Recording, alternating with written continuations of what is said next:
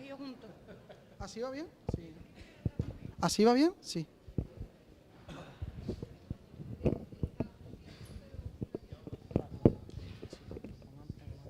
Pero si te lo pones así, ¿escucha bien?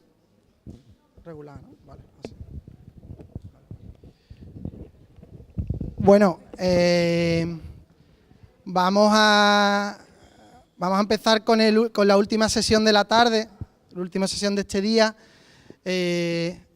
Vuelvo a repetir el agradecimiento, yo creo que todos y todas los compartimos, a los compañeros de Podemos Jerez por el curro que se han pegado, con la comida, con preparar el sitio, con todas las labores logísticas y también de anunciar el evento, etcétera.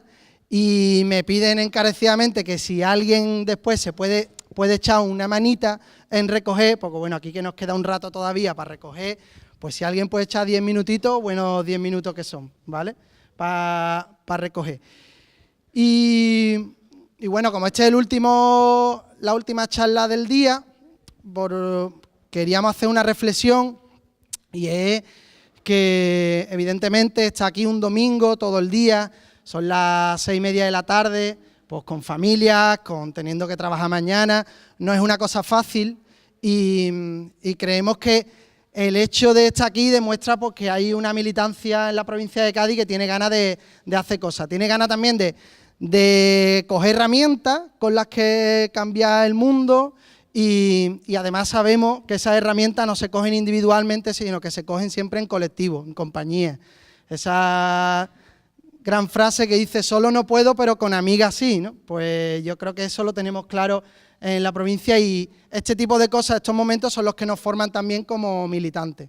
Y no vamos a cambiar el mundo, por muchos elementos que hagamos, mucho que nos quebremos la cabeza, no cambiamos el mundo sin militantes, ¿vale? Creo que eso lo tenemos que tener claro. Entonces creo que podemos estar orgullosas y contentas del día de hoy, de que estemos aquí tanta gente y toda la gente que ha ido pasando durante todo el día. También agradecer pues, a los ponentes y las ponentes que se han currado unas charlas muy buenas.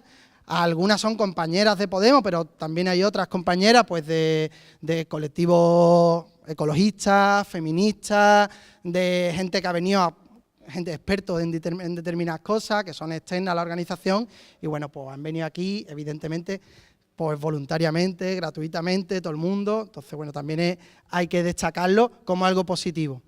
Después comentaros una cosa muy importante que anunciamos ayer y que a partir de mañana vamos a ser muy pesados y pesadas con este tema, y es que el día 2 de diciembre, el sábado 2 de diciembre, vamos a celebrar el 40 aniversario del 4 de diciembre, de la manifestación de 1977, y que además queremos que sea un aniversario no en clave melancólica, ni en clave de pensar en el pasado, en lo que fuimos, sino un aniversario mirando hacia afuera, mirando hacia adelante y con ganas de disputarle al Partido Socialista la capacidad de cambiar Andalucía.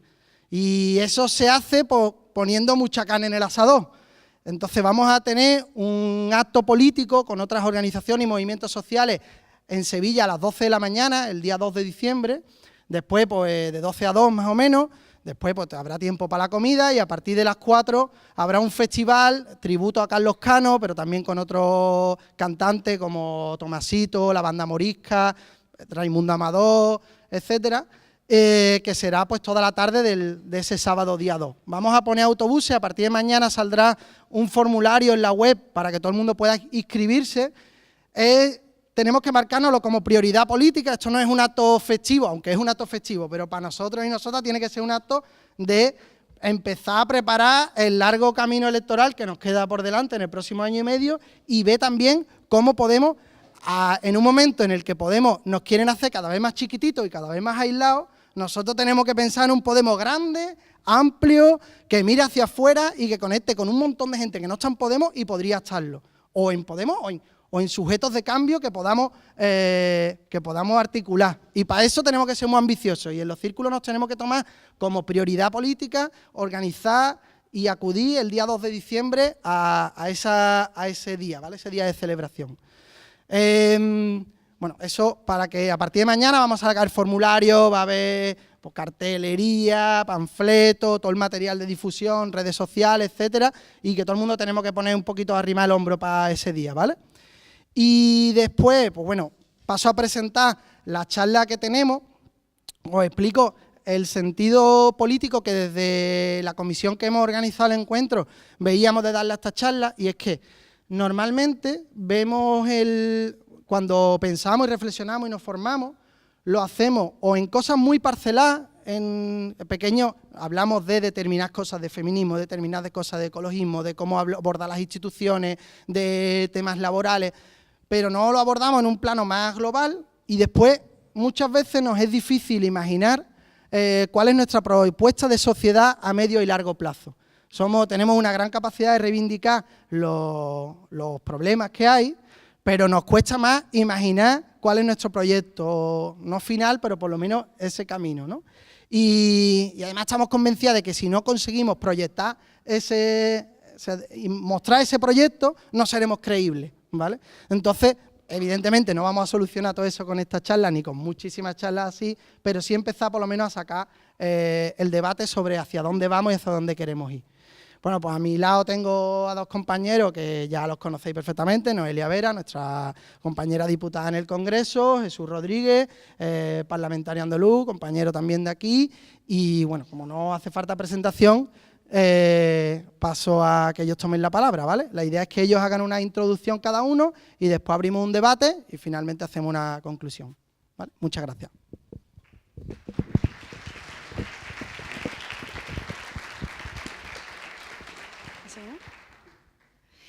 Bueno, pues muchas gracias por la invitación. Yo me uno a los agradecimientos a la gente de Podemos Jerez y a todos, porque yo creo que sobre todo también las compañeras y los compañeros que estamos en las instituciones, por la propia dinámica del día a día, el corre que te mato y pues esa vida que llevamos, hay veces que nos hace falta tener este tipo de encuentros para parar, para compartir, para repensar entre todos el proyecto que queremos, que creo que es fundamental. Vamos a hablar de futuro y de cuál es nuestro proyecto de futuro, pero sí que, dadas las circunstancias, y a lo mejor porque soy pues la compañera que está en Madrid en el Congreso y viviendo la política también, aunque traída a la provincia, también de una forma estatalizada, creo que las cosas que están pasando últimamente merecen un poquito de reflexión, la situación en la que estamos, porque yo creo que ser militantes de Podemos con toda la crisis que estamos pasando a nivel estatal y por la crisis territorial no está siendo nada fácil fuera de Cataluña, y yo creo que eso también merece que lo hablemos un poquito, que también lo debatamos y preguntéis y todo lo que haga falta, ¿no? Yo creo que, como lo hablábamos estos días con unas compañeras, yo creo que como en la vida, cuando las situaciones son más difíciles, pues evidentemente complicado y a veces no gratificante, pero también es cuando uno se da cuenta de quién está ahí y quién no está, ¿no? Todos hemos pasado por momentos en la vida difíciles y se ha visto quién está y quién no está alrededor. Y yo creo que en Podemos estamos últimamente con la moral un poco de capa caída, precisamente porque el régimen se piensa que nos está haciendo demasiado daño, cosa que yo no me creo tanto, ya lo hablaremos, pero creo que hemos demostrado que somos un proyecto solidario, que somos un proyecto fraterno y nos estamos dejando todo el mundo la vida defendiendo a los compañeros y a las compañeras de Cataluña, al pueblo catalán, cuando no está siendo nada gratificante hablar en muchos sitios de un referéndum pactado, cuando no está siendo nada gratificante hablar de derecho a decidir, cuando nos están saliendo fascistas otra vez de debajo de las piedras, amenazas violentas, cuando nos están atacando desde los medios de comunicación, como hacía tiempo, desde la época de Venezuela, que no nos daban por todas partes, y aún así no solamente estamos resistiendo, sino que nos estamos apoyando, nos estamos queriendo y estamos demostrando que hoy es Cataluña, pero lo mismo mañana es el Ayuntamiento de Madrid o lo mismo pasado es el Ayuntamiento de Cádiz, que ya lo están señalando, ¿no?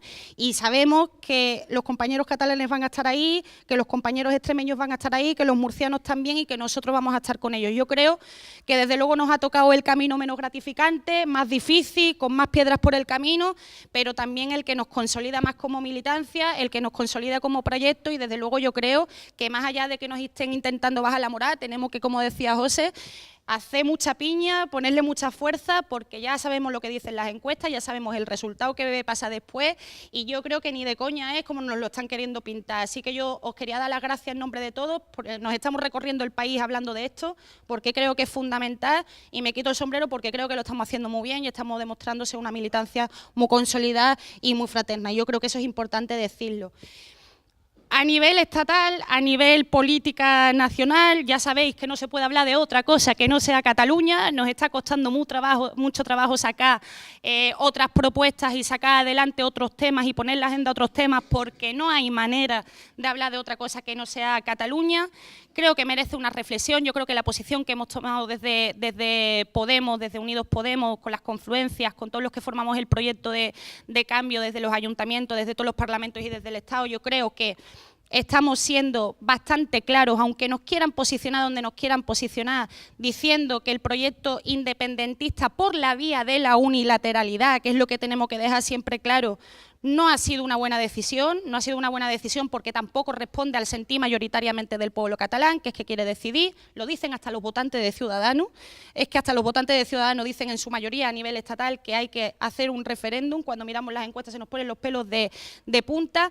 Creo que quizás fuera de Cataluña, en otras comunidades, pues quizás ha servido para hablar y para poner encima de la mesa un debate sobre el modelo del Estado y pues sobre el modelo territorial que queremos, cosa que también nos lo podemos traer a tierra y podemos hablar, que creo que también es fundamental, pero desde luego lo que ha pasado en Cataluña no tiene nada que ver con lo que se nos está viniendo encima y con el poder que está asomando los cuernos por donde puede, ¿no? Yo creo que desde luego lo que estamos viendo es la presencia, la reconstrucción de un bloque monárquico, y decimos monárquico y estamos incidiendo mucho en lo de monárquico, porque es la primera vez desde hace mucho tiempo que el jefe del Estado, sin ningún tipo de vergüenza, se quita las vestiduras y demuestra claramente que no es un jefe del Estado, sino que tiene una posición política, aunque ya la mayoría de los que estamos aquí lo sabíamos, pero creo que se hace de forma evidente para el resto de la sociedad que estamos dirigidos por un jefe del Estado que nadie ha votado.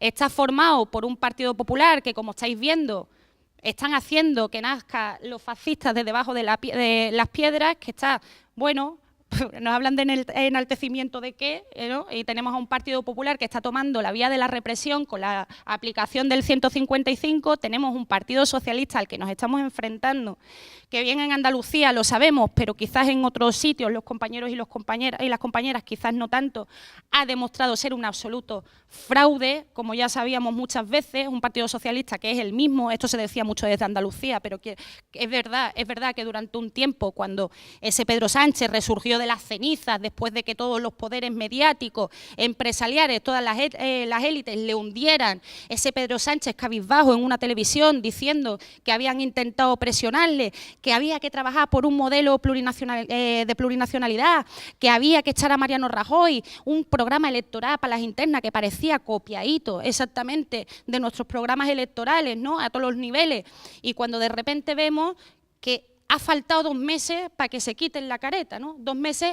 Solamente 2 meses para que se quiten la careta. Y yo insisto, muchos lo decíamos, pero es verdad que se generaron algo de esperanza, ¿no? Se generó esperanza, muchos nos lo creímos, otros no tanto, pero se generó un clima de decir, bueno, quizás ahora con este PSOE, después de que lo han intentado destruir, podemos echar a Mariano Rajoy. Bueno, pues yo creo que ya está demostrado que no, creo que ya no hace falta más pruebas, creo que ya todo el mundo hemos aprendido y desde luego lo que nos enfrentamos es a lo que decía la compañera Ana antes, que también se veía desde el plano del ayuntamiento, pues un debate continuo sobre cuál tiene que ser nuestra relación con el Partido Socialista, porque es verdad que las matemáticas son matemáticas y que se les necesita para sacar adelante ciertas cosas, siendo muy conscientes de que desde luego hay un PSOE y siempre va a ser el mismo, ¿no? Y yo creo que en ese debate permanente hablamos y también tiene que formar parte de esa agenda a la hora de pensar el proyecto en el que queremos, porque las matemáticas son matemáticas y tienen que estar ahí. Y luego un ciudadano que, ¿para qué os voy a decir, no?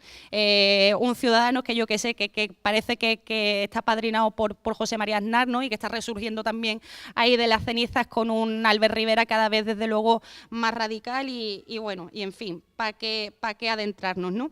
Y yo creo que esto efectivamente demuestra una cosa que se ha dicho también en las charlas anteriores, que es que, bueno, lo decíamos desde que Podemos nació, que evidentemente el régimen del 78 está absolutamente destruido, está roto, no sirve para absolutamente nada, no se adapta al modelo de sociedad que queremos ni para ahora ni para el futuro, y que nosotros siempre generalizamos o intentamos hablar de él para demostrar las carencias que tiene, al señalarlo en 3 grandes heridas que creo que tenemos que trabajar para construir ese nuevo modelo de país, traerlo a tierra, traerlo a Andalucía, traerlo a la provincia de Cádiz y construir ese proyecto de futuro.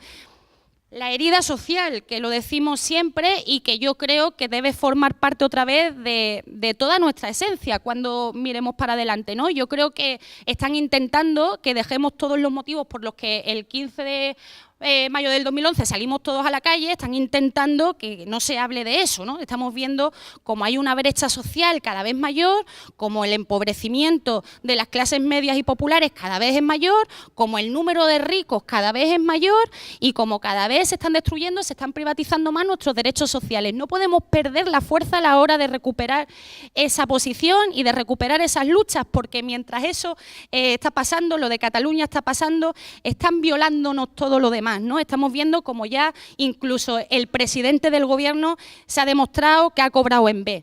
Y luego tienen la cara dura de volver a decirnos que si Venezuela, que si Monedero, que si no sé qué y que si no sé cuántos, ¿no? Se está demostrando que el presidente del gobierno ha cobrado en B. Y esto lo traigo a tierra y yo creo que es importante cuando hablamos de esto que hablemos de ese plan de choque, que hablemos de que efectivamente es que no nos puede, por mucho que intenten bloquear el debate, que os aseguro que desde el Congreso de los Diputados, por lo menos, que es lo que yo vivo todos los días, se está intentando bloquear todas las propuestas que el Partido Popular, y miro a los compañeros del Ayuntamiento de Cádiz y de la Bahía, porque en concreto es lo que más estoy viendo, todas las propuestas que el Partido Popular ha intentado sacar adelante aquí, o ha intentado, bajo comillas, en el Congreso de los Diputados votan en contra. O sea, el Partido Popular era el primero que estaba en una mesa por el empleo, capitaneada por los colectivos sociales, por los colectivos de parados, por la gente que está padeciendo, que encima está haciendo nuestro trabajo y está haciendo documentos con propuestas de trabajo y de empleo, como esa gente ha votado en una mesa por el empleo que sí, la misma Teófila Martínez, cuando en el Congreso de los Diputados nos ha votado en contra de esas mismas propuestas, ¿no? Y yo creo que ahí también creo que se pone de manifiesto que tenemos que hacer un trabajo colectivo a todos los niveles mucho más agrupado. No sé si me explico, pero creo que hablaba también Ana, y es que he estado muy pendiente de su charla, hablaba también Ana de las contradicciones, de las corbetas de Arabia Saudí. Coño, la gente tiene que saber que eso no es una responsabilidad del ayuntamiento. La gente tiene que saber que eso es una decisión que se toma a nivel estatal cuando nombras al presidente de la SEPI y cuando nombras cuáles son las políticas industriales de empleo a nivel estatal. No depende de Kichi que hayan 5 corbetas para Arabia Saudí o que no las haya. Eso plantea un debate de nuestras contradicciones, de qué hacer, de qué es prioritario, de qué no, sí, pero tenemos que hacer un trabajo colectivo, creo que a veces nos falta por la propia dinámica del día a día a nivel parlamentario andaluz, a nivel ayuntamiento, a nivel Estado, de demostrar que somos uno y que los que se están contradiciendo continuamente son ellos, ¿no? Porque si no aquí les vale un discurso y luego allí les vale otro y eso no puede ser y lo podemos parar. Y yo creo que ahí como proyecto también colectivo nos hace falta, por supuesto con el trabajo en la calle, pero a nivel institucional también. Yo creo que también se comentaba antes en una charla, ¿por qué se produce aquí?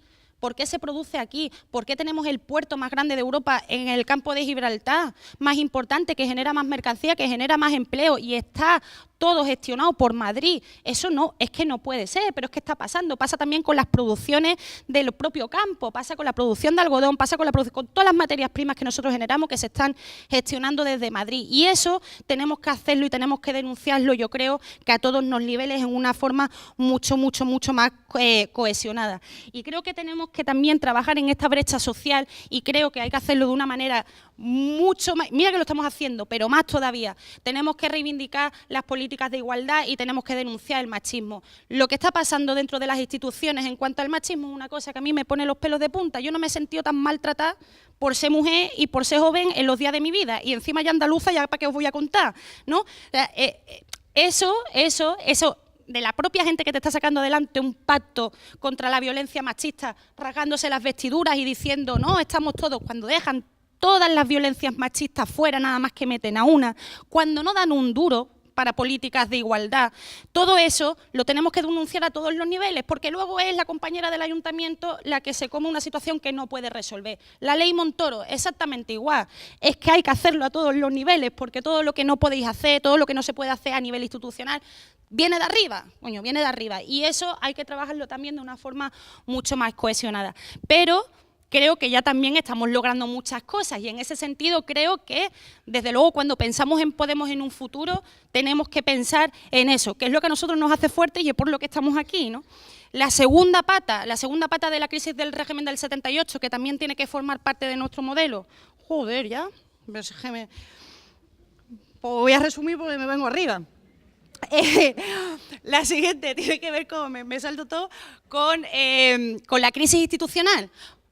Es que, de verdad, se ve a todos los niveles, pero es que yo es que vamos a ver, estamos viendo un Ministerio del Interior que está completamente politizado, con una policía política liderada por Eduardo Inda, que está construyendo día tras día pruebas falsas contra nosotros. Bueno, pues eso se puede cambiar, y eso se puede cambiar haciendo otro tipo de políticas institucionales. Se puede cambiar la ley electoral, se puede recuperar el voto rogado. Tenemos una justicia, claro, tenemos, y creo que hay que solidarizarse, tenemos a un gobierno elegido democráticamente en prisión. Yo no sé si somos conscientes, de la gravedad del asunto, ¿no? Pero es que tenemos una cúpula judicial que está hecha y nombrada a dedo por el Partido Popular. Ese es el problema de todo, que ni la justicia es independiente ni es igual para todos. Mientras tenemos, claro, la Gürtel y tenemos la famosa trama, no sé si acordáis del Tramabús, que intentaba denunciar eso, porque existe una impunidad que ya te toca sacar un autobús a la calle para que se hable de esto, porque la justicia no hace nada, ¿no?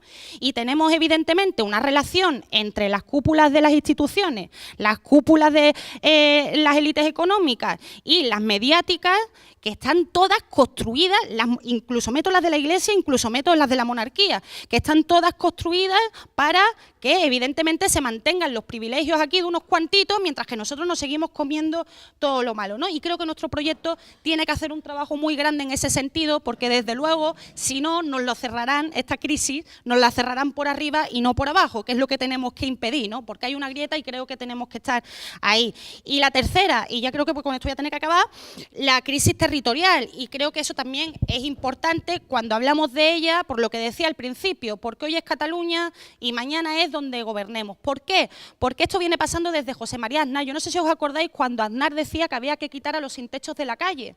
No sé si os acordáis que era como lo que le molestaba, ¿no? Lo feo, lo tal, lo metíamos debajo de la alfombra. Lo mismo son las leyes Mordaza, ¿no? Las leyes Mordaza eran lo mismo. ¿No te gusta ideológicamente algo? Algo es de una clase diferente a la tuya que te molesta, porque esto es una cuestión de clase también, ¿no? Pues nos vamos para la cárcel y hay más tuiteros en la cárcel que gente y ladrones de cuello blanco, ¿no? Y eso también se tiene que denunciar. Y todo este entramado de la crisis catalana, que está beneficiando claramente a dos partes, que están sacando rédito político de esto, nos tiene que hacer empoderarnos y decir, somos capaces de poner una solución enfrente y encima de la mesa. Somos capaces de decir, oye, somos los únicos que tenemos la propuesta de un referéndum pactado con garantías, que estamos proponiendo soluciones, y nos tiene que empoderar, también como andaluces y como andaluzas. Escuchaba antes a Ángela, que no sé si está, creo que ya no, a Ángela Aguilera hablar de todo esto. Tenemos el 4 de diciembre a la vuelta de la esquina y yo estoy de acuerdo que hay que hacer un trabajo desde Madrid muy grande para que todo el mundo, incluido nosotros mismos, entendamos que Andalucía es como la que más y que los compañeros de otras comunidades también quieren ser como las que más. Y creo que tenemos que hacer un proyecto en colectivo ahora más que nunca para construir eso y aprovechar esa grieta territorial en Cataluña para conseguir más soberanía y para conseguir más derechos. Creo que con esto tengo que acabar, pero quería, bueno, por lo menos con un mensaje positivo, de verdad. Otra vez, es que es el mismo discurso que teníamos en campaña electoral, la de junio y la de diciembre, con las encuestas dándonos por abajo, para que nos vengamos abajo, para que nos desmoralicemos. No nos lo podemos permitir, porque mientras nos estamos desmoralizando, nos están clavando todo lo demás, ¿no? Y creo que ahora más que nunca, precisamente por eso, tenemos que construir este proyecto, lo tenemos que hacer en colectivo, juntos, tenemos que estar muy organizados a nivel institucional, muy cohesionados con los movimientos y con la gente de la calle, porque efectivamente sin ellos no conseguimos las cosas que conseguimos, y yo creo que hay que mantener la moral alta, porque yo creo que el que resiste por coherencia, al final ve su recompensa. Y nada más, creo que me tengo que callar. Muchas gracias.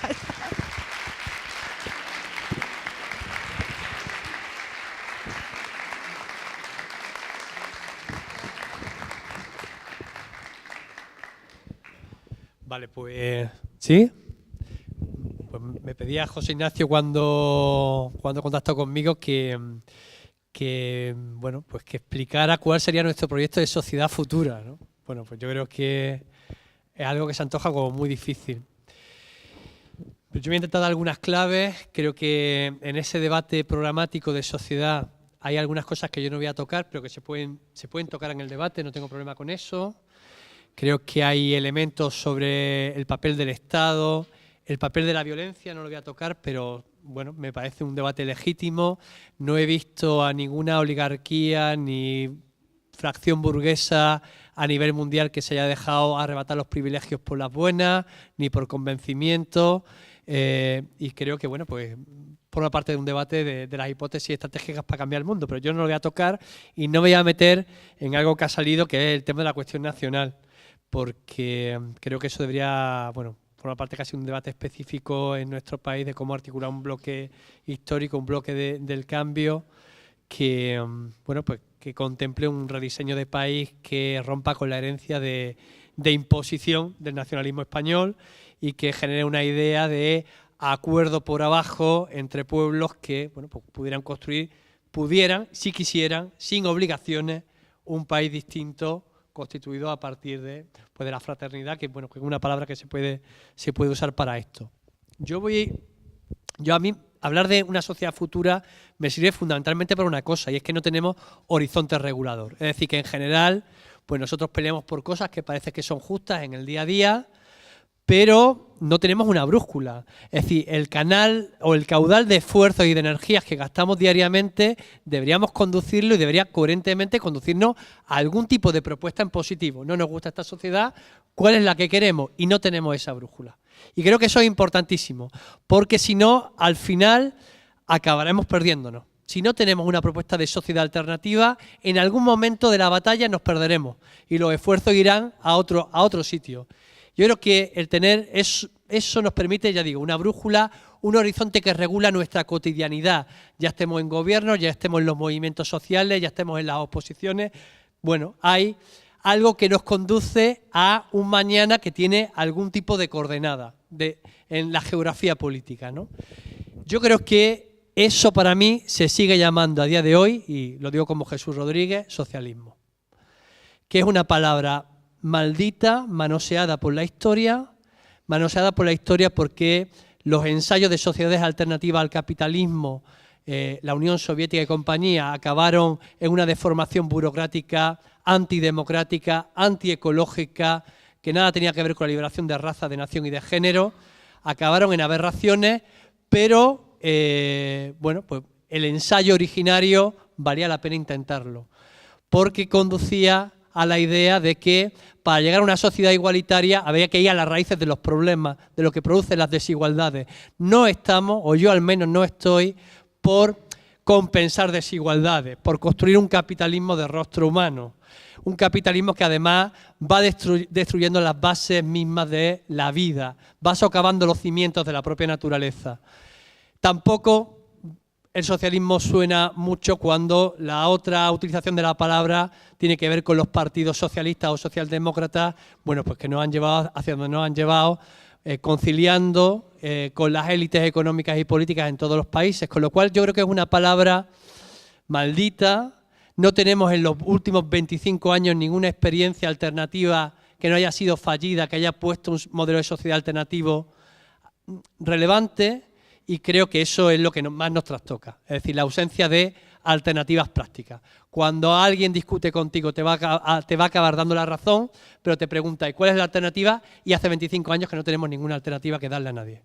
Y ese es un problema real, práctico, que deberíamos resolver, y si nos lo resolvemos nosotros primero, pues mejor para los demás, ¿no? Pero deberíamos resolver ese tipo de problemas nosotros. Por lo tanto, yo digo, hay que volver a meter una lógica que ponga a las personas y a la naturaleza por encima de la rentabilidad, que es en lo que se basa el capitalismo. Si a eso lo queremos llamar socialismo, ecosocialismo, estupendo. Si no, no hagamos fetiche de las palabras. Pero por favor, no abandonemos la idea de que hay que transformar radicalmente este mundo y que hay que poner una lógica que no sea la de la mercancía. El mundo del negocio no puede dirigir sociedades, economías y el planeta entero. Y eso, si no lo tenemos como brújula, nos perderemos. Yo os planteo a que repensemos juntos la idea del socialismo, quizás no tanto porque tengamos ahora un modelo socialista alternativo o ecosocialista alternativo o ecofeminista socialista alternativo, no tanto por eso, pero lo que hagamos cotidianamente miremos hacia allá. Por lo tanto, creo que además de hablar de socialismo, habría que hablar de transiciones al socialismo. Y de esto sí creo que podemos anticipar algunas cosas más. Si bien de la sociedad socialista no, de transiciones al socialismo sí. Pero tendríamos que pensar entonces qué tipo de socialismo. Ya he dicho, creo que el tema del ecosocialismo me parece como algo fundamental que no estaba en las teorías que nos preceden, en las teorías socialistas que nos preceden, y desde ese punto de vista yo sí creo que va a ser necesario en un mundo donde la huella ecológica es mayor que la biocapacidad, es decir, ya utilizamos más recursos de los que el planeta es capaz de reponer cada año.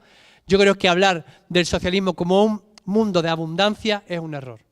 Es decir, en su momento pensábamos que íbamos a producir de todo y distribuiríamos entre los trabajadores. Eso no va a ser así, pero puede ser un socialismo de la abundancia en valores de uso. Es decir, un ecosocialismo que permita que frente a las lógicas de los gaches, de producir para hacer negocio, podamos tener acceso a la cultura, al deporte, a los bienes relacionales, a la naturaleza, a la educación, a los cuidados, como algo central, incluso al tiempo libre, que ahora mismo el tiempo libre está estigmatizado porque vivimos en una sociedad donde el que tiene mucho tiempo libre es porque es pensionista y tiene una mala pensión, o es porque está en el desempleo y vive precariamente. Hay que apostar por tener una sociedad del tiempo libre, también para hacer política, para hacer militancia, pero con derechos, que esa es la clave que no tenemos ahora, el tiempo libre con derechos. Entonces, esa noción de ecosocialismo debería combinar algunas cosas para pensar la transición hacia él. ¿Qué dimensión? Primero, que en el socialismo del siglo XXI, espero que sea de la primera mitad del siglo XXI, tengamos una combinación de mercado, planificación y democracia.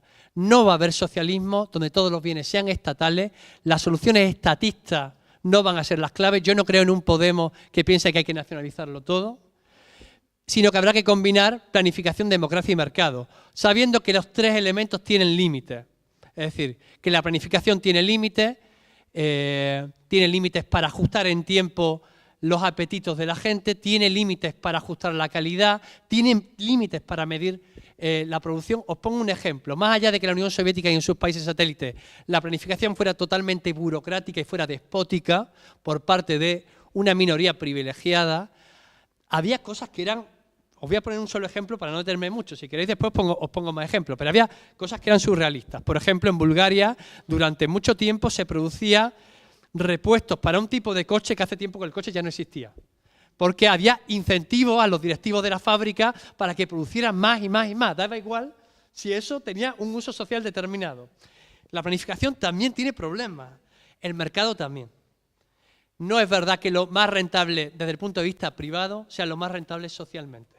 De hecho, si fuera lo más rentable socialmente, no tendríamos al país con mayor producción y consumo de armas, que es Estados Unidos, dejando a 50 millones de personas sin sanidad. Es porque esos 50 millones de personas sin sanidad no son rentables para invertir en sanidad y son muy rentables, digamos, en el consumo de armas. Estados Unidos, pues hay una gran rentabilidad en el negocio de armas. El mercado no resuelve la soberanía del consumidor. Yo creo que los consumidores tienen que decidir cosas, pero en las sociedades con desigualdades el mercado hace que quien vote más, el que más dinero tiene. Decía José Luis San Pedro que en la economía capitalista tú decides cuántas rentas posees. Es decir, hay gente que vamos a votar una serie de veces al mercado con nuestro dinero comprando cosas y hay gente que, yendo las mismas veces a votar con más dinero, tiene más votos en la urna de lo que se produce en esta sociedad. Por eso ya digo, se producen armas en Estados Unidos y hay 50 millones de personas que se quedan sin sanidad y no votan para decidir que se produzca sanidad. Igualmente, hay teorías matemáticas que demuestran, la teoría de juego en particular, que demuestran que la cooperación es mucho más eficiente que la competencia y vivimos en un sistema enormemente competitivo. E igualmente el mercado estimula la desigualdad. La desigualdad primaria, las rentas primeras que origina el mercado, pero además la desigualdad de secundaria. Pero es un sistema profundamente injusto. Aún así, nosotros podemos utilizar algunas cuestiones de mercado imbricadas con las cuestiones de planificación, es decir, que los trabajadores, que las mayorías sociales decidamos dónde invertimos y a qué producimos, qué necesidades vamos a satisfacer y cuáles no. Y eso implica cuestionarse la propiedad. Si la propiedad de los medios de producción sigue estando en manos de una minoría, seguiremos teniendo que las prioridades de inversión de un país y de consumo de un país lo decidirá esa minoría. Y esa es la cuestión.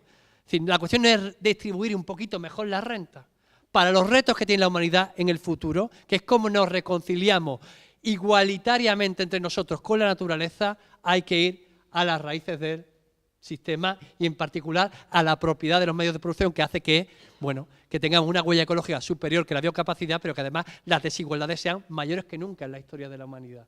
Eso es lo que hay que atacar. Tercero, yo he dicho democracia y creo que implica que el socialismo democratiza la economía. Quizá a lo mejor esta palabra sea más útil que ecosocialismo, ¿no? Pues ya digo, es una palabra muy manoseada, manida, manchada, la palabra socialista, pero la democratización de la economía puede ser muy útil, pero también tiene problemas. Os pongo 2 ejemplos de los problemas que también tiene la democracia. Por eso también habrá que tomar decisiones en el mercado. 2 ejemplos históricos. En la Guerra Civil Española, en el bando o en el lado de las experiencias revolucionarias, fundamentalmente en Cataluña, con todo el papel que tuvo la CNT en su momento, hubo algunos dirigentes del Partido de Obreros de Unificación Marxista, de nuestra historia, del PON, que le decía a la gente de CNT, ojo, no os olvidéis que las cooperativas y la autogestión no lo resuelven todo, que la democracia directa no lo resuelve todo, que en aquellas empresas de alta tecnología, de alta producción, que producen mucha riqueza, los trabajadores van a tener muy buenos salarios frente a empresas que tienen menos tecnología, sectores menos avanzados. Hace falta mecanismos de planificación y redistribución de riqueza. No lo confiemos todo a la democracia directa por empresa. Hace falta otro tipo de mecanismos. Os pongo otro ejemplo. Yugoslavia, en sus mejores años, en la experiencia socialista gestionaria de sus mejores años, con todas también sus contradicciones, hubo un momento en el que las empresas eran públicas, pero las gestionaban los trabajadores. Y esta experiencia la tenemos que reproducir nosotros si hablamos de democracia. Nosotros no solo basta remunicipalizar servicios, hay que hacer que los trabajadores y los usuarios participen de las decisiones en algún momento. Ese debe ser nuestro próximo objetivo programático. Pero en Yugoslavia, las empresas eran públicas, ya digo, gestionadas por los trabajadores, llega un momento que hay un desempleo masivo. Y hay un desempleo masivo porque a los trabajadores que tomaban las decisiones de gestión de su propia empresa no les interesaba contratar más trabajadores porque así tenían mejores rentas a final de año. Es decir, que la democracia también producía algún tipo de problema que debía ser corregido con otro tipo de mecanismo. Igual que digo que van a convivir en nuestro socialismo planificación, mercado y democracia, tienen que convivir distintos tipos de bienes. Tiene que haber bienes públicos, muchísimos bienes públicos. Transporte, energía, telecomunicaciones. Los grandes sectores estratégicos de un país no pueden ser privados. No lo pueden ser. Si queremos que en un país, al final se actúe en favor de la mayoría social de un país. Tiene que haber bienes privados. Los tiene que haber. Tiene que haber bienes comunes, que es una cosa distinta. Que son bienes donde la gente participa. Es decir, el producto final es la experiencia de participación. Y eso pasa informalmente, incluso en esta sociedad. Imágenes, códigos, lenguaje, son el efecto de la colaboración. El problema es que no está en el centro, está fuera. Cuando hablamos de los bienes comunes, podemos incluir también a la naturaleza, al agua, a la energía. La energía es democratizable, fundamentalmente la energía solar. Bueno, pues, y bienes relacionales. Tiene que haber tiempo y espacios para que las personas se relacionen con derechos, porque normalmente, últimamente, en los últimos años ha habido mucho tiempo para relacionarnos, pero sin derechos, ¿no? Bien, con este tipo de esquema, lo que hay que pensar es cómo transitamos a ello y qué trampas tenemos. No entro mucho en el tipo de bloque histórico, en el bloque político no, pero en el tipo de bloque histórico que tenemos, no entro a analizarlo porque he visto que me han pasado la hojita y no tengo tiempo, pero tenía pensado, y además me han invitado a una charla para ver cuál es el bloque histórico posible en Andalucía. ¿Quién es la mayoría social a que nos dirigimos? ¿Cuáles son sus contradicciones? ¿Cómo se relacionan unos entre sí? Porque no es un bloque homogéneo. Y por eso tampoco lo va a ser políticamente. No va a haber una sola fuerza política homogénea, no lo va a ser.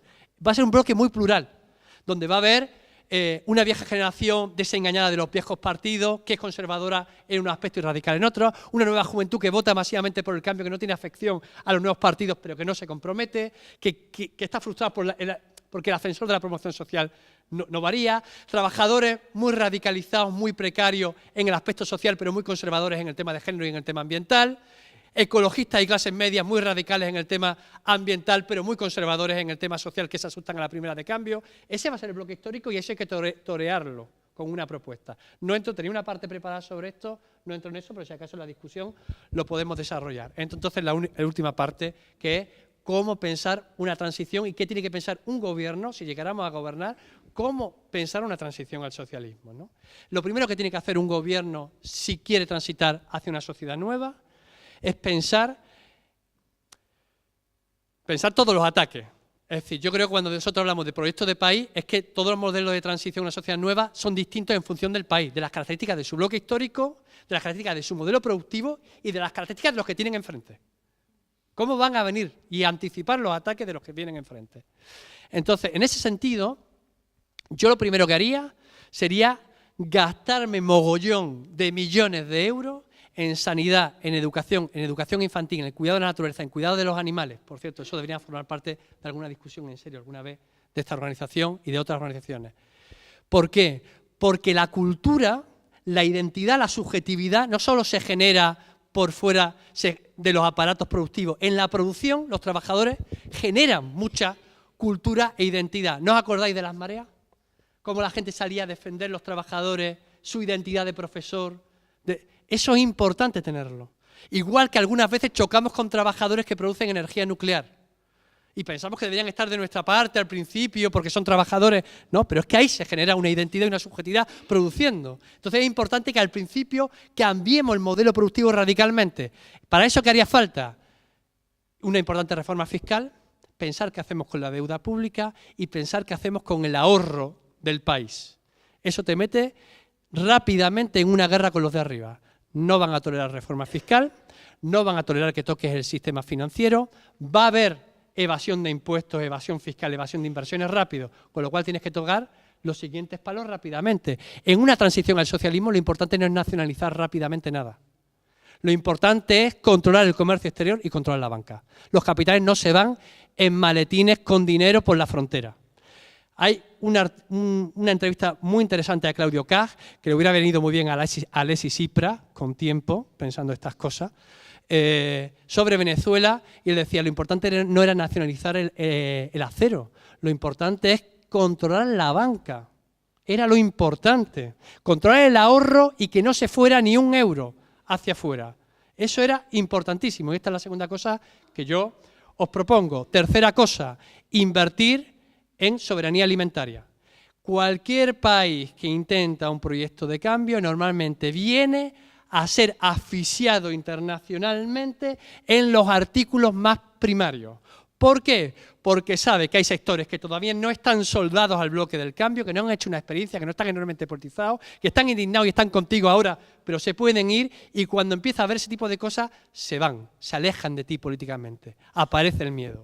Con lo cual, que en Andalucía se financiara ya una reforma agraria, una reforma ecológica de la agricultura, que la soberanía alimentaria, las semillas, etcétera, eso es fundamental. No es una cosa que está en los programas, que hay que meterlo, oye, acuérdate de la agricultura. Es fundamental para chocar con la clase dominante. Fundamental porque por ahí vienen los ataques fundamentales, igual que vienen, y termino, cuarto bloque y tal, yo sé que he ido muy rápido en todo, pero es fundamental, y en este país lo es, que tuviéramos una poderosa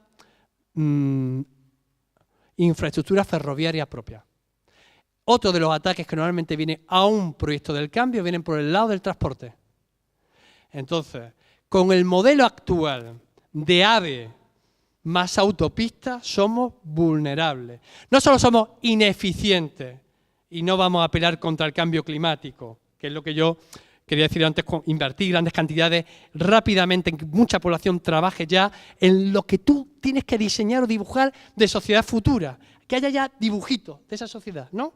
Pues eso, sanidad, educación, cuidado de la naturaleza, es decir, que haya muchos puestos de trabajo climáticos, por ejemplo, introduce la variable de la conciencia climática en la mentalidad de la gente, porque hay mucha gente ya en eso, en su cotidianidad, eso es fundamental, pero en el tema del transporte no solo tenemos un problema con el cambio climático, es que somos vulnerables estratégicamente. Es que si mañana hay un boicot de las patronales del transporte, somos vulnerables.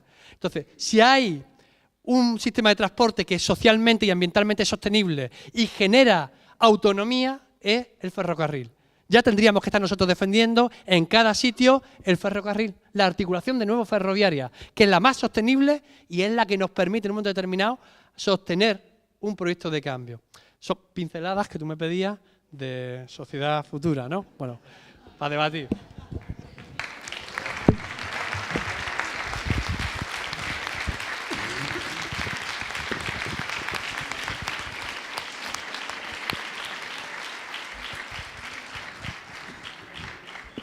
Bueno, No te la pedía yo, te la pedía todo el equipo que ha organizado el encuentro, ¿eh? Que yo te he llamado nada más. Bueno, abrimos un turno de palabra cortito, ¿vale? Porque ya vamos a tener que ir terminando. Un turno de palabra para opinar o preguntar y después pues unas conclusiones de los compañeros, ¿vale? Vais levantando la mano o mejor acercáis por aquí, ¿vale? Luismi. Y ya si alguien más quiere, pues que se vaya levantando, se vaya acercando.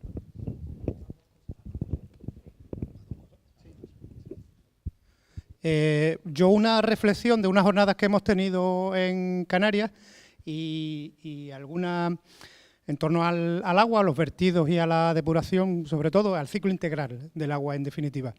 Y había una reflexión que hacía un profesor de la Universidad de La Laguna, no era en Canarias. Bueno, un profesor que es catedrático de física, que es especialista en tecnología para depurar agua, y que en la cena, ya cuando habíamos salido y demás, comentaba, a ver qué opináis, porque él lo comentaba porque lo había oído de gente con bastante idea, que dentro de poco el cambio climático se va a convertir en un negocio.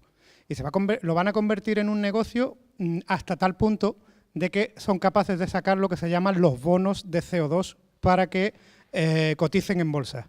Y entonces van a intentar, bueno, ya de hecho hay cada vez menos grandes empresas y grandes países que reniegan del cambio climático y a ver qué opináis sobre esto, si tiene fundamento, si no lo tiene, y la manera en que nosotros deberíamos contrarrestar esta idea.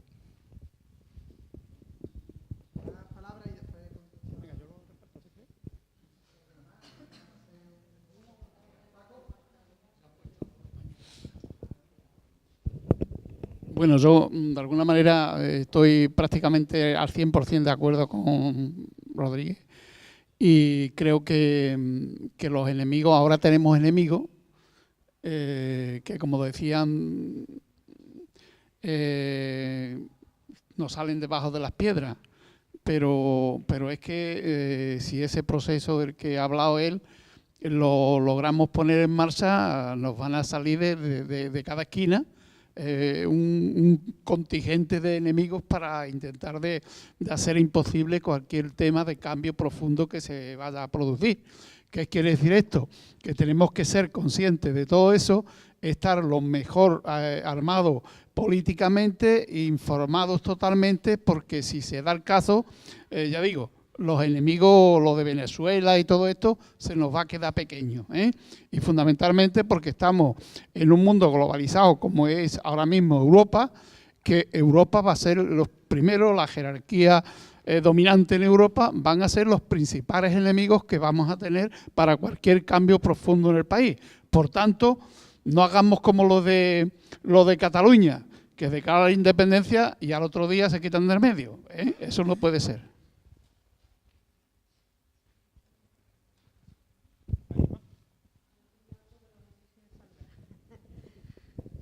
Hay algo que quiero decir que tengo en mente, pero no sé si soy capaz de decirlo. A ver, yo es que me he emocionado escuchando a Jesús. Pues fíjate que me he emocionado cuando tú estabas diciendo que nos iban a dar por todos lados. O sea, cuando tú estabas contando que nos iban a dar por todos lados con esas pinceladas que has dado, ¿no?, de una sociedad nueva, y yo me he emocionado porque yo estaba visualizando el cambio interior como individuo, como persona, que tenemos que tener para poder transitar a esa sociedad nueva, es decir, de cómo entendemos el mundo del trabajo, cómo entendemos el mundo relacional, de cómo nos relacionamos con el resto de personas, cómo entendemos el concepto de tiempo e incluso en cómo entendemos el concepto de bienestar. Porque en ese mundo finito del que tú hablas, que no nos podemos cargar, tenemos que cambiar nuestro concepto de qué es lo que nos hace felices y qué es lo que nos produce bienestar, ¿no? Y por eso me he emocionado.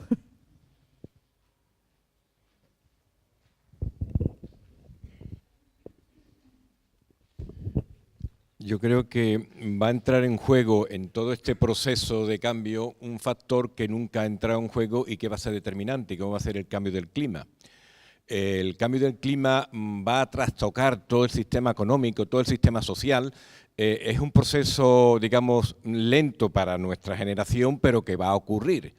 El otro día, hablando con un compañero del grupo de WhatsApp, le mandé unas noticias sobre el tema del cambio climático y el hombre pues me llamó asustado, porque tenía 2 hijas. Le dije, mira, mi nieto y tus hijas van a vivir en una sociedad en el año 2050, 2060, que va a ser horrible. Yo en el 2050 seguramente la habré cascado ya porque tendré 100 años, ¿no?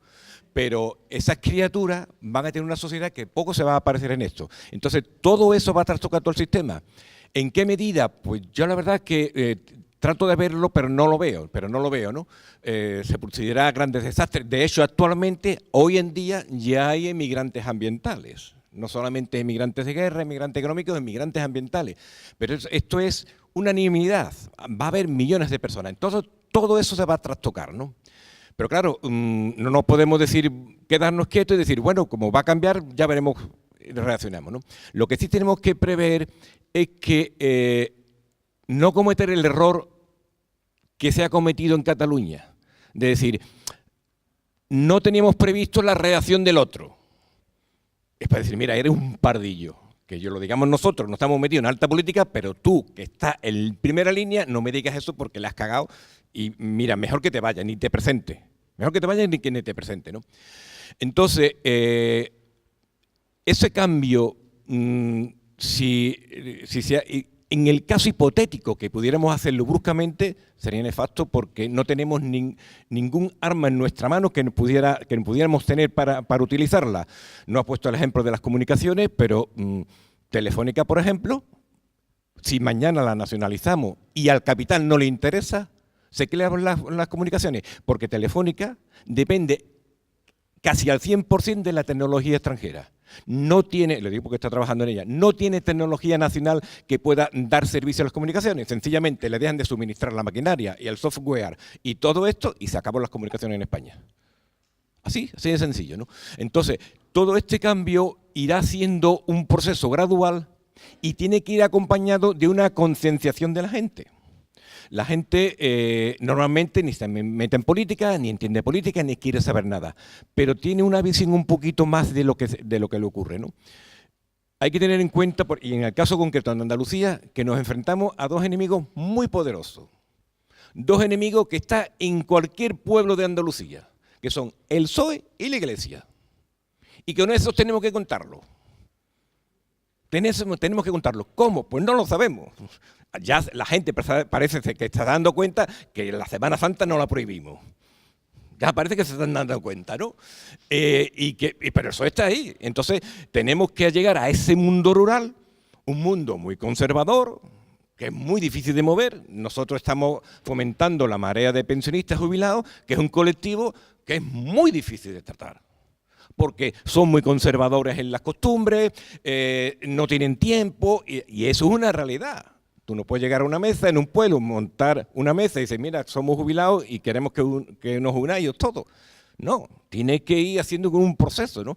Entonces, todo este proceso está muy bien, donde estamos haciendo aquí, etcétera, etcétera, pero hay que salir ahí, a esa realidad, y con esa realidad es la que tenemos que vivir, y con esa realidad es la que tenemos que conjugar. Y en función de esos parámetros que estamos viendo, esa función es la que iremos haciendo y aprendiendo conforme, como se dice el dicho, ¿no? Andando y aprendiendo, ¿no? Y eso es un factor que tenemos que tener muy en cuenta.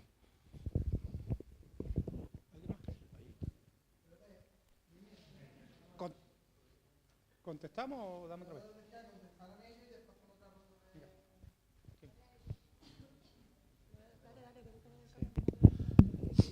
A ver, yo creo que ya estamos en un dilema que está generando réditos electorales a la extrema derecha en Europa. Es decir, aunque no veamos el cambio climático o sus efectos más inmediatos, sí estamos viendo cómo las élites europeas del centro y norte de Europa son capaces de convencer a sus clases trabajadoras de que la única manera de mantener algunos derechos es hacerlo a costa de los países del sur y de los trabajadores del resto. del sur de Europa y del sur, por así decirlo, ¿no?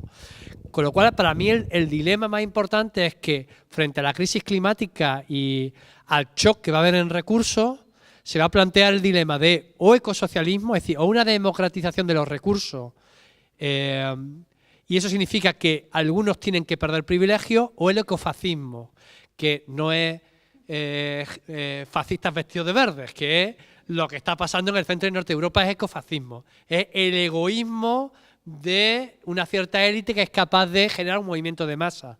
No es, bueno, pues sí, son capaces de conectar con amplios sectores. Yo creo que ese es el dilema que se va a plantear con el cambio climático, que efectivamente va a generar un shock. Y frente a eso nosotros tenemos que tener una propuesta democratizadora de los recursos, pero es difícil, ¿eh? Es decir, es difícil, además, enlazando con lo que tú dices. Nosotros tenemos que gobernar, cuando gobernemos y nos vote una mayoría, para una mayoría heterogénea, y ahí tenemos que ser inteligentes. Es decir, yo creo que tú no le puedes decir a la gente hay que renunciar a alguna serie de cosas y no darle otras. Por eso, muy rápidamente, para poder transitar hacia una sociedad más sostenible, tienes que expandir derechos. Fundamentalmente cuando hay una gente que te va a votar que viene frustrado porque ha visto mermado su consumo. Muchos de los trabajadores que nos votan, lo que tienen en su conciencia es volver a los viejos buenos tiempos del ladrillo. Ojo, y a esa gente hay que cuidarla y hay que integrarla en el bloque. No se trata de ir ampliando tu bloque y tu hegemonía sobre nuevos sectores sin más. Tienes que ir consolidando, pero la consolidación, Gloria, no se hace sobre la base de discursos, que yo no me ha dado tiempo de explicarlo, ¿no? Sino sobre la base de experiencias materiales reales. Es decir, un gobierno tiene que ir dando cosas, lo que pasa es que son cosas que tienen que cambiar el sentido común.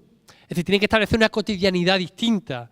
Por eso, frente a los gaches y todo, lo que tiene que ver la gente es que puede ir al cine, puede tener vivienda, puede tener acceso a la naturaleza, a la cultura, que es el taller de EU antes. Es decir, eso, la gente tiene que ver que tiene que compensar la reducción en una serie de cosas con nuevos derechos, expandir nuevos derechos rápidamente. Y eso solo se puede hacer a costa de privilegios, ¿eh? A costa de privilegios. Si no, vamos a hacer que el bloque se vaya mermando y separando rápidamente. La gente que nos ha votado porque tenía frustraciones por su capacidad de consumo, se nos irá otra vez y se nos irá seducidos por los discursos de aumento del consumo, etcétera, etcétera, etcétera. Entonces yo creo que eso, en esa óptica, yo creo que en la construcción de nuestro bloque histórico tenemos que saber cómo lidiamos con un espacio tan fragmentado y lo vamos llevando, lo vamos transitando poco a poco, poniendo en el eje cosas muy claras, pero intentemos no generar muchas frustraciones por el camino, ¿no? Yo creo que eso, por eso la idea de transitar, no vamos a decretar una sociedad nueva, transitaremos contradictoriamente, con contradicciones, algunas veces nos vamos a tener que tragar cosas permanentemente, ¿no? Y ahí evidentemente pues aparecerán también dilemas como el del cambio climático. Yo creo que lo que tú propones, Luismi, estaba ya en las primeras reuniones sobre cambio climático, que era mercantilizar y comerciar con las emisiones de CO2. Yo creo que en Bonn lo que hace es ratificar ese esquema, que por cierto, bueno, están ahí súper contentos de ratificarlo, y en ningún caso hay, por tanto, un compromiso de la reducción del CO2. Es decir, ya en Bonn lo que hay es asumir que la temperatura va a subir 2 grados. Ya está eso asumido.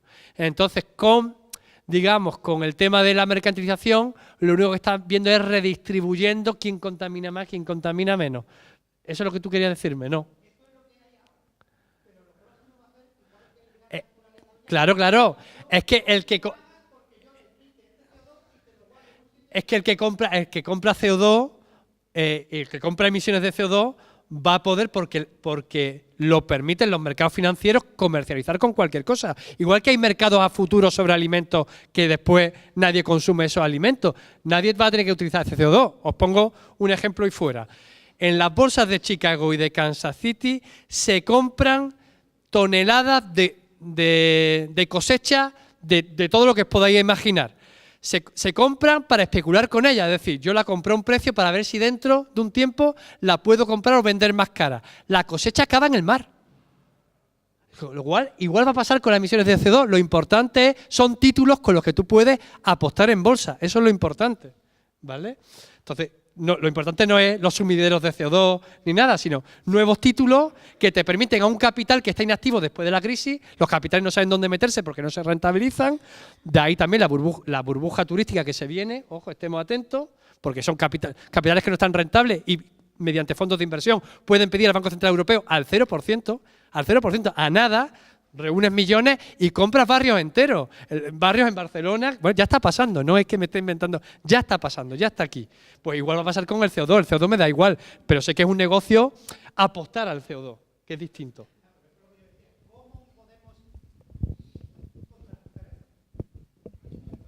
Vale, abrimos si hay alguien más que quiera hacer alguna intervención.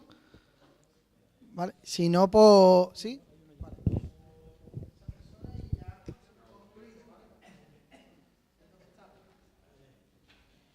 Lo siento porque pedí antes la palabra, pero ya casi se contesta todo.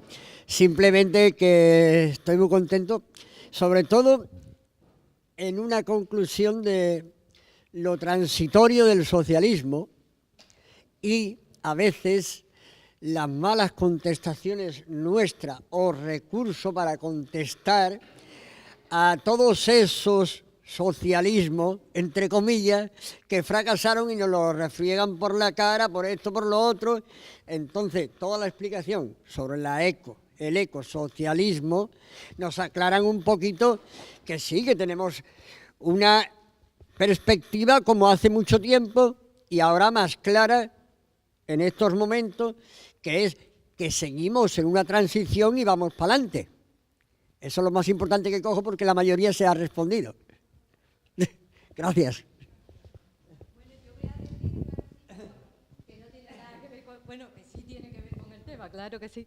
Es que mañana, sí, sobre todo a las personas que sois de Jerez, bueno, o de la cercanía, si os queréis acercar, por supuesto, si os indigna el juicio que está de la manada, que está tomando unos cauces donde se está culpabilizando a la víctima, pues os convocamos a todos y a todos a la manifestación que mañana Marea Violeta va a hacer una concentración en los juzgados de la avenida de Jerez a las 6:30, ¿vale?, de la tarde. Así que quien pueda, que asista, por favor. Gracias. Avenida Álvaro Domecq.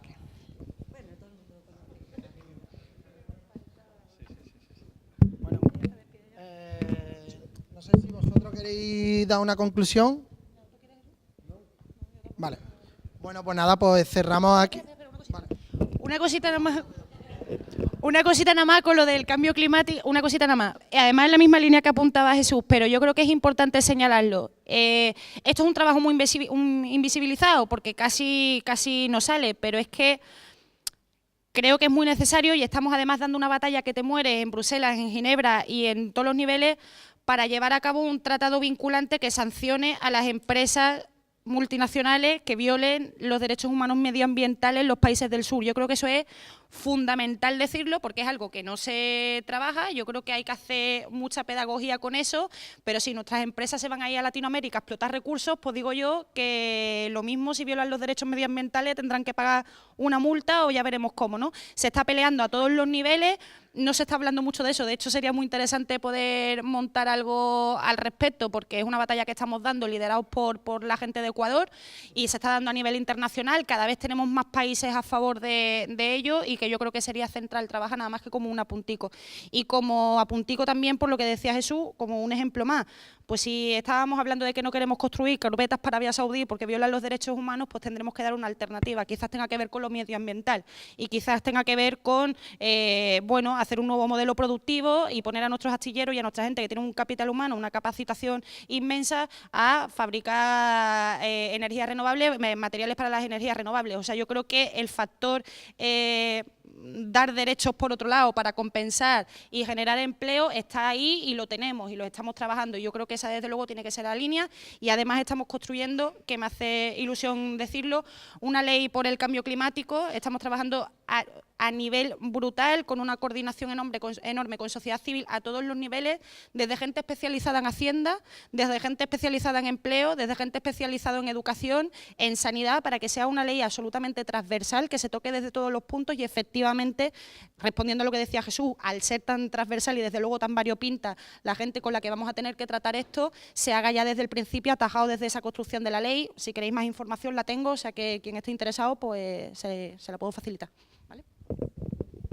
Bueno, y para terminar, repito, lo del día 2, ¿vale? Que es muy importante. Nos quieren chiquititos y apartados y minorizados y nosotros tenemos que aparecer con un acto grande, fuerte y disputando por el 4 de diciembre y disputando Andalucía, ¿vale? Que nos lo marquemos como prioridad política durante estas 2 semanas. Y nada, muchas gracias y si podemos echar una manita ahora a recoger, genial.